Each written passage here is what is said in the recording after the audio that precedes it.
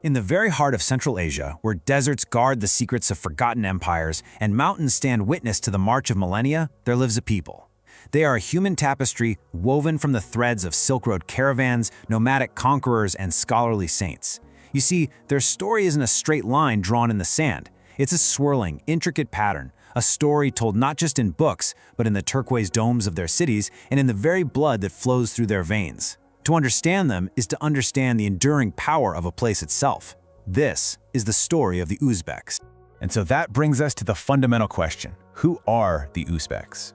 Now, the question itself seems simple enough, but the answer is a labyrinth. It can't be found in a single tribe, or a single conquest, or even a single founding father. No, it's a story that's buried under layers and layers of civilization, like an ancient city just waiting to be excavated. To find the answer, we have to become archaeologists of identity, digging through genetics, language, and the very dust of history. And our first clue isn't found in some dusty scroll, but in the silent coded language of our DNA. Modern genetics, it peels back the centuries, and what it reveals is a story of just breathtaking diversity. The Uzbek genome is a living record of their crossroads geography, a fusion of what we call Europoid and Mongoloid ancestries. You can see the clear genetic footprints of migrations from the West in haplogroups like R1a and R1b, right alongside deep ancestral ties to the East. It's as if the great migrations that swept across the Eurasian steppe for thousands of years are still echoing inside the cells of the people today. Their heritage is, quite literally, a living map of human history. Now that genetic complexity is mirrored in the very name they carry. Because before we can truly understand the people, we first have to confront the enigma of the word Uzbek itself. It's not a simple label, you see. It's a historical puzzle, and its meaning is as layered and debated as the identity of the people it represents. To solve this puzzle, we have to understand a really crucial concept from the study of history: the polytonym.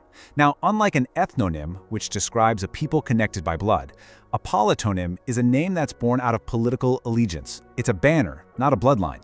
Think about how the word Roman came to describe not just the people of one city, but a vast multi-ethnic empire. Well, in its earliest usage, Uzbek worked in exactly the same way. It wasn't a marker of a shared ancestry, but a declaration of loyalty to a particular leader or state.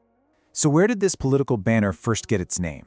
Well, history offers us several compelling threads. The most widely accepted theory points to one man, Uzbek Khan, the powerful 14th century ruler of the Golden Horde. He was a devout Muslim, and he declared Islam the state religion. The diverse Turkic and Mongol peoples who followed him and his faith began to be known collectively as Uzbeks, the people of Uzbek. A second theory looks to the ancient Turkic language for answers, where Uz means self and Bek means master. So in this light, an Uzbek is a master of oneself, or a free man, a title of pride and independence for a steppe warrior. And a third, more mythic origin story speaks of a legendary confederation of 92 Turkic Mongol tribes who formed the basis of this new identity. While its precise origin is still debated, what we know for sure is that by the 16th century, the name was carried south from the steppes by the armies of the conqueror Shaybani Khan, and it was planted firmly in the soil of the land we now call Uzbekistan. But here's the thing.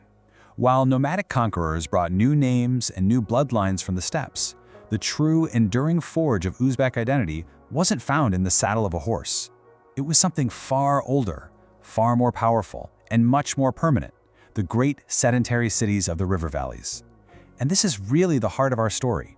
To truly understand the Uzbeks, you have to look past the waves of conquest and understand the profound gravitational pull of their ancient urban centers.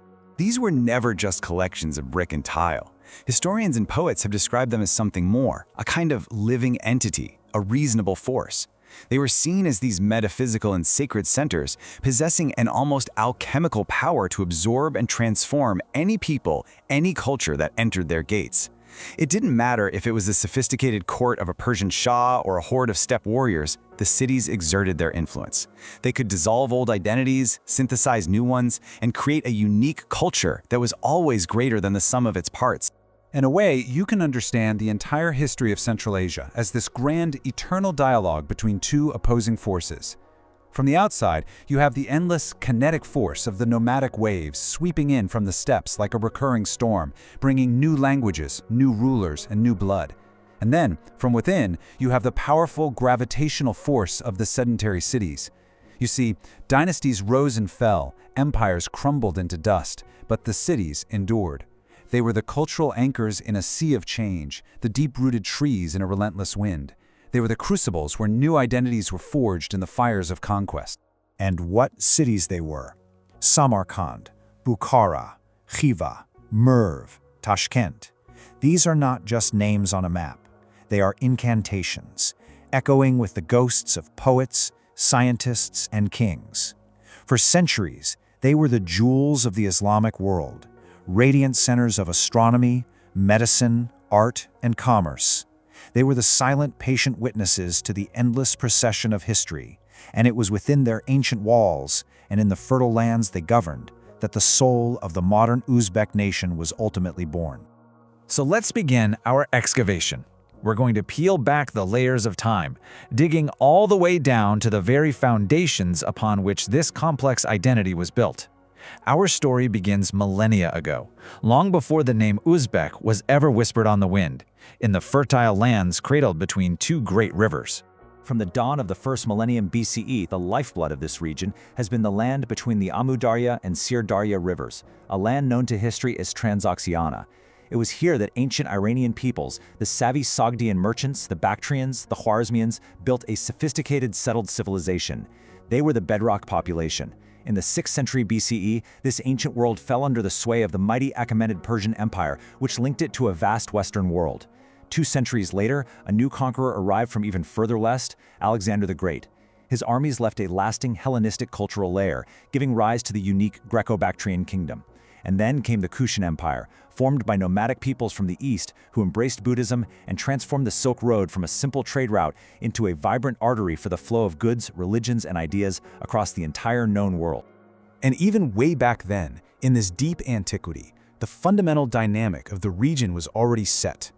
The settled, urban Iranian population and the newly arriving waves of nomadic Turkic tribes began their long, complex dance. They fought, yes, but they also traded. They intermarried, they exchanged ideas. This constant interaction created what one historian so vividly described as a Turco-Saggadian boiling melting pot. This was the primordial soup of Central Asian culture, the very first synthesis from which a new, blended people would slowly, over many centuries, begin to emerge. We now move forward into the medieval era, a period of dramatic transformation.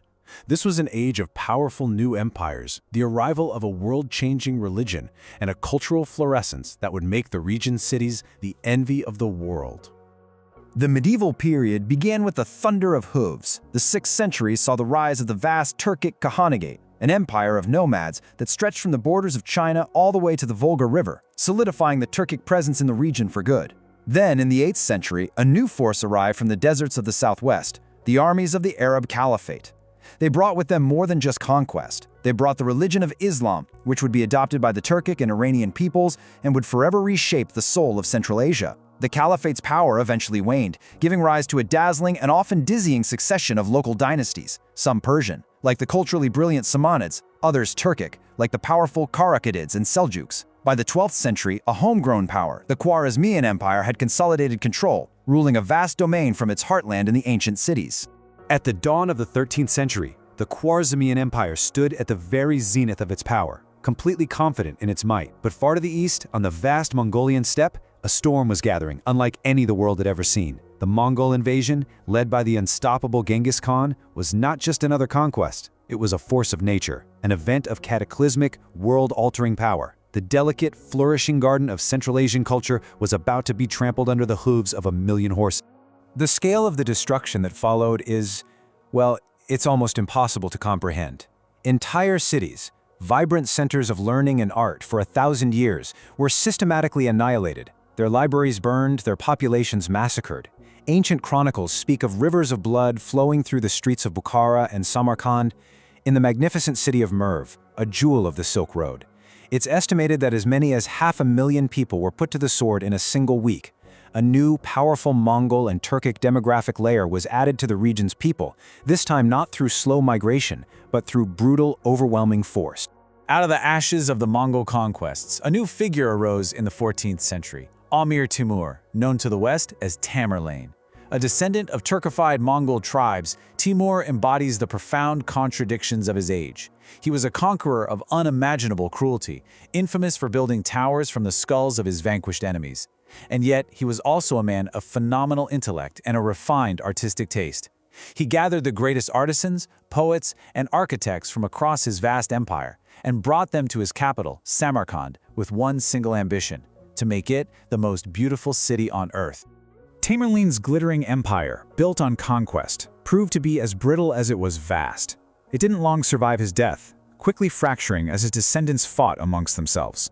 And this internal weakness paved the way for the final nomadic wave from the north, that of Shaibani Khan and his Uzbeks. Their arrival set the stage for the next chapter of Central Asian history, an era of fragmentation, internal conflict, and the growing shadow of a new, formidable power rising to the north. By the 17th century, the Timuri dream of a unified empire was a distant memory. The region was divided among three rival states: the Khanate of Khiva, the Emirate of Bukhara, and the Khanate of Kokand. Centuries of constant warfare between these Uzbek khanates left them politically divided and economically weakened. And this internal strife made them vulnerable, an inevitable target in the 19th century colonial rivalry we now call the Great Game. The technologically superior centralized power of the expanding Russian Empire proved decisive. By the late 1800s, the Khanate of Kokand was completely annexed, while the ancient states of Bukhara and Khiva were forced to become Russian protectorates. Their long history of independence had been brought to an end. The fall of the Russian Empire led to the rise of the Soviet Union, and in 1924, the Uzbek Soviet Socialist Republic was formally created. Now, the Soviet period left a deeply contradictory legacy. On the one hand, it brought rapid industrialization, economic development, and a system of universal education that dramatically increased literacy. But on the other, the Stalinist repressions of the 1930s targeted the national intelligentsia, dealing a severe blow to Uzbek self-awareness. Even then, the ancient character of the cities endured. During World War II, Tashkent became known as the City of Bread, a center of evacuation that offered refuge to hundreds of thousands from across the Soviet Union. And so our long journey through time reaches its destination. We've traced the faint footprints of ancient migrations. We have witnessed the rise and fall of countless empires. We've watched that constant simmering synthesis of cultures in the crucible of great cities. And we've seen how a name, once a simple banner of political loyalty, slowly, over centuries, came to represent the soul of a nation. So we have to ask our question one final time. After this immense and turbulent history, after the blending of Iranian and Turkic, Mongol and Persian, sedentary and nomadic, who then are the Uzbeks? The answer can't be simple, because they are not a simple people. Some will point to their Turkic language and heritage. Others will point to their deep, sedentary Iranian roots. Both are correct, and yet neither is complete. The truest answer is this: the Uzbeks are a nation formed not by a single pure bloodline, but by the living spirit of their ancient cities. They are the children of Samarkand, Bukhara, and Khiva. They are the products of cities that possess their own soul, their own intelligence, cities that for millennia welcomed all peoples and all faiths, dissolving them into a living organism, and creating a cultural synthesis found nowhere else on Earth. In the end, the story of the Uzbek people is the story of Central Asia itself. It is a profound testament to the power of place, of the land, and most of all the city, to absorb the endless tempests of history and forge a people that is both distinct and resilient. It's a story of survival, of synthesis, and of an identity rooted not in fleeting empires, but in the sacred, enduring ground of some of the most storied cities in human history. Their past is a map of human movement, and their future remains a testament to the idea that who we are is inseparable from where we are from.